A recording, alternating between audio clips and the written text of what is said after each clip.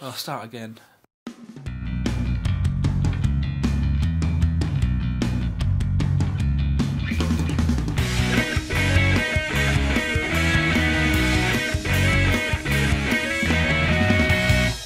Hello there folks, I'm Dan Brown and joining me as ever is John Griffiths. And today we're throwing out a special bonus episode. I think we'll entitle it The Dan and Jono Show. Yep. Basically what's happened is we've managed to literally record 6 months worth of podcasts, so we're well sorted for regular episodes every 2 weeks, and we just wanted to talk to you more in real time and just generally have a chat about the sort of interesting stuff we've been up to. Yep. We've done quite a lot this year already. We certainly have, considering we're 3 weeks into it. It's currently only January the 17th. Yeah. Might have just made that up, but sounds good. You won't know the difference. I suppose the real exciting thing of the year so far has been model rockets. Yes, we've had cracking fun with those so far, haven't we? Oh, definitely. How many launches have we done so far? I think we've done nearing 10, somewhere around 10. Yeah, I've been with you for at least 6 or 7. I've been at work for the other time, but yeah, it's been great fun so far. Yeah, so for Christmas I was bought by some of my fellow sort of interesting crew, or sorties as we've just decided to call ourselves. We'll have to Google that and make sure it doesn't mean something else already. Yeah. But no, I had these model rockets bought for me by some friends, and oh my goodness me, the fun we've had with them. They're basically about a foot tall, and the usual thing, you put a little fireworks style engine in them that shoots them however high, and then hopefully the top pops off and they parachute back down to earth. We've got engines that take them up to 200 and 550 feet. And, well, it's just awesome. I mean, you are basically launching a small model rocket. It's as good as it sounds. The last 550 feet engine one we flew ended in near disaster. Yes. As it probably flew as far as right as it did up. Oh, yes. That we ended up chasing it into the neighbouring field. Yes. After I fell down the muddy bank. Yes. Nearly ended in disaster straight away. Yeah, so rockets, all I can say is if you haven't seen any of the videos and that on sort of interesting yet, make sure you go there and expect a lot more model rocket stuff in the future because they are awesome.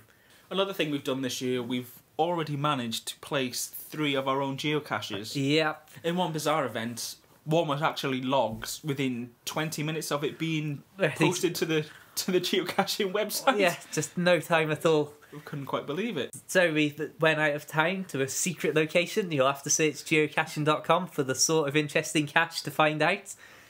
And yeah, just had an email through saying listing published on the website.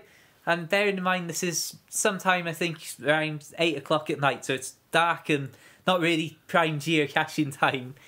And then within the hour, there you have it. Another email arrives saying somebody's been there and logged it. So that was so bizarre how they found it within the hour.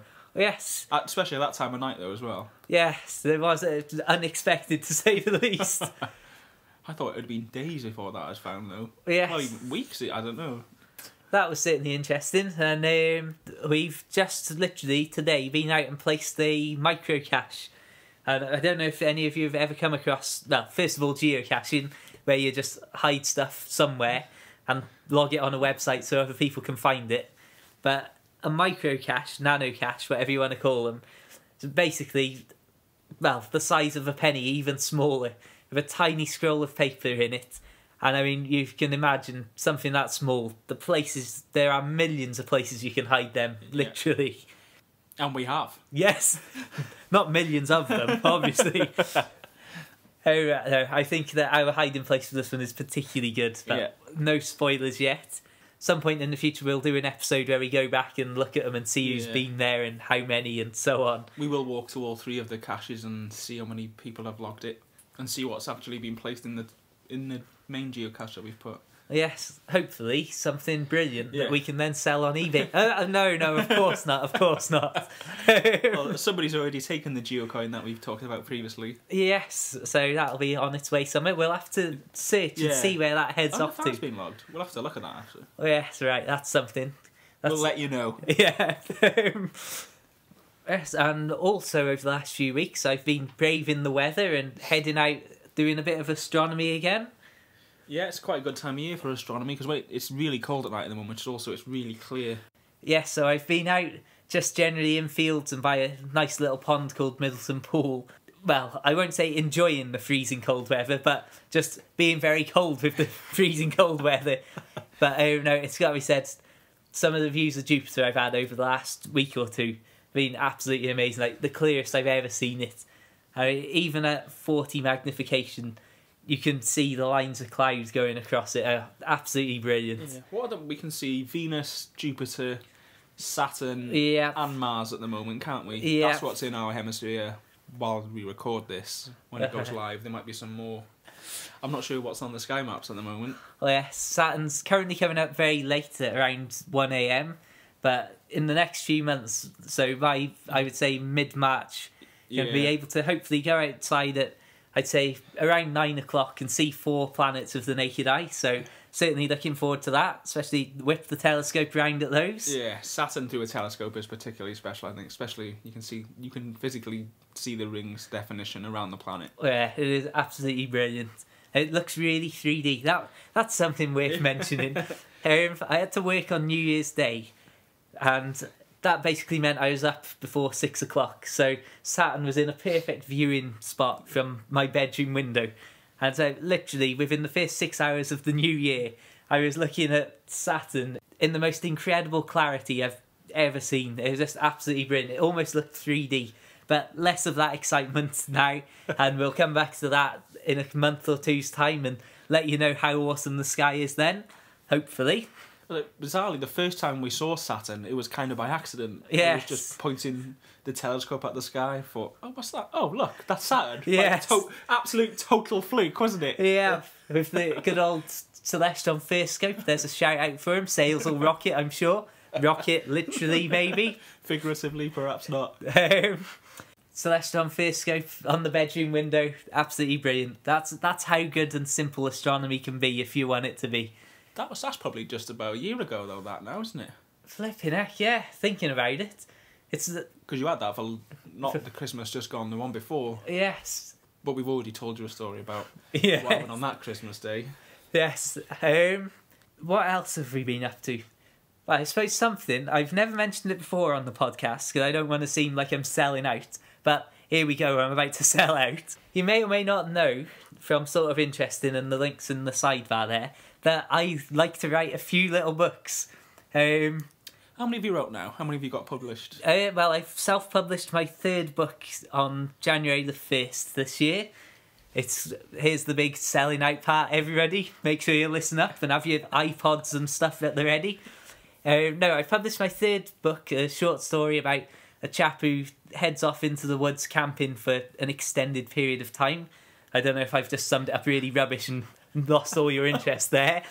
But it's called The Sweet Forest, and I've also written 2 short story collections with 25 short stories in each, 25 moments and 25 thoughts. So if you want to check those out, then please do. They're all available through the Amazon Kindle store, aren't they? Yep. They're only between 99p and £2, so hopefully well worth your money. Well, I certainly think so. You don't have to actually have a Kindle to buy and download these. You can get an application for iPad, iPhone, Yeah. or even, in fact, your PC as well. Yeah. Or laptop, whatever you're using to listen to this on. There's no excuse not to, I suppose. I expect to see myself in the top 3 spots on Amazon a day after this has gone live. Yeah, only you can make that happen. I've already bought my 100 copies. Yes, anyway, but if you do want to check those out, that would be great. So, what have we got planned for the rest of the year? Well, I think the first thing we've got to do is go bigger and better with the rockets, because there's plenty of fun to be had with those. Yeah. Bigger engines, we can get back to bigger rocket bodies as well, so that should be fun. Yeah, I think definitely doing some good quality astronomy, and I think maybe trying to get some good quality pictures and stuff through the telescope. Yeah. I'm working on that, folks, bear with me. Yeah, we also want to try and invest in a metal detector because we've got quite a few historical landmarks around where we live, so that'll be interesting to see if we can actually find anything. Certainly will be. Maybe find our own version of the Staffordshire Hoard. and then see sort of Interesting's budget go through the roof. And the next podcast will be from location from, I don't know, the Bahamas. Well, we'll soon see. Right, let's go get that metal detector now. Yeah, there's just so much stuff. I mean, all of the things we did last year, kiting, geocaching, all that sort of stuff, but only bigger, better, more of it. Yeah. We also want to try and perhaps have a week's camping somewhere in the UK this year that we'll probably film some of our adventures on as well. Oh yeah, sort of Interesting on the road. Yeah, there's just so much stuff I can't even begin to imagine where to start. So yeah, stay tuned to the podcast, because like I say, we've got 6 months worth of episodes near enough already recorded. So there's all sorts of topics and all sorts of awesome videos in there. We'll probably do one of these episodes every month, just as an extra bonus, because, well, like I say, we've basically done half of the year's stuff already. So why not just throw some extra stuff out there for everyone to enjoy, which I'm sure you are. But make sure you do, if you haven't listened to the other episodes, make sure you go, if you haven't listened to the others, I'll let you say that. If you haven't listened to the other episodes, make sure you do. You can subscribe for free in iTunes. Give us a rating while you're there, if you would, please. Yeah, I suppose it's time to draw this to a close and say farewell. Make sure you follow us on Twitter. I'm at sort_of_Dan. And I'm at Jono_Griffiths1. Until the next time, farewell. Bye.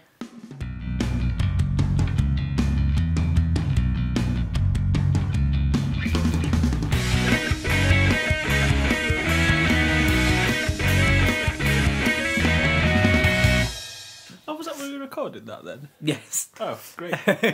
No idea.